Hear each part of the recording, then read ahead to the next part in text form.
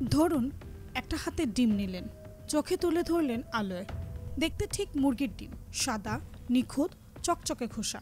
কিন্তু প্রশ্নটা এখানেই, এটা কি সত্যিই ডিম, নাকি ভয়ঙ্কর এক প্রতারণা আপনার হাতের মুঠোয়? আজকাল বাজারে এমন কিছু ডিম পাওয়া যাচ্ছে যেগুলো কোনো হাঁস মুরগির শরীর থেকে আসেনি। এসব ডিম আসে ল্যাব থেকে, মানুষ নিজেই বানাচ্ছে রাসায়নিক দিয়ে, আর নাম দিয়েছে কৃত্রিম ডিম। হ্যাঁ, আপনি ঠিকই শুনেছেন, ডিম নয়, এটা এক একটা কেমিক্যাল বোমা। এর বাইরের খোসা তৈরি হয় ক্যালসিয়াম কার্বনেট দিয়ে, ঠিক যেন ডিমের খোসার মতো দেখতে, আর ভেতরের অংশ বানানো হয় সোডিয়াম অ্যালজিনেট, অ্যালাম, জিনেটিন, কৃত্রিম রং আর পানি দিয়ে। ভাবছেন এগুলো বানানো হয় শুধু মানুষকে ঠকানোর জন্য? না, এর পেছনে আছে লাভের লোভ আর আমাদের শরীর নিয়ে খেলার অদ্ভুত এক নির্মমতা। এই কৃত্রিম ডিম দেখতে একেবারে আসল ডিমের মতো, একজন সাধারণ মানুষ যা খালি চোখে কখনোই ধরতে পারবে না। তাহলে ভয়টা এখন কোথায় জানেন? এই ডিমে নেই কোনো প্রোটিন, নেই ক্যালসিয়াম, নেই ভিটামিন।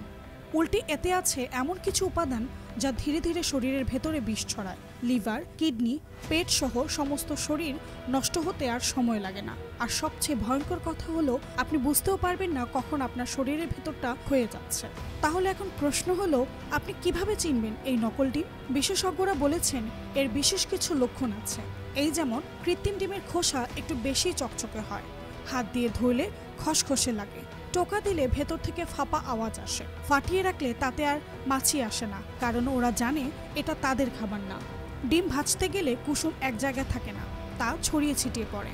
কানে ধরে একটু ঝাঁকালে ঝরঝর শব্দ হয়, অস্বাভাবিক এক আওয়াজের মতো।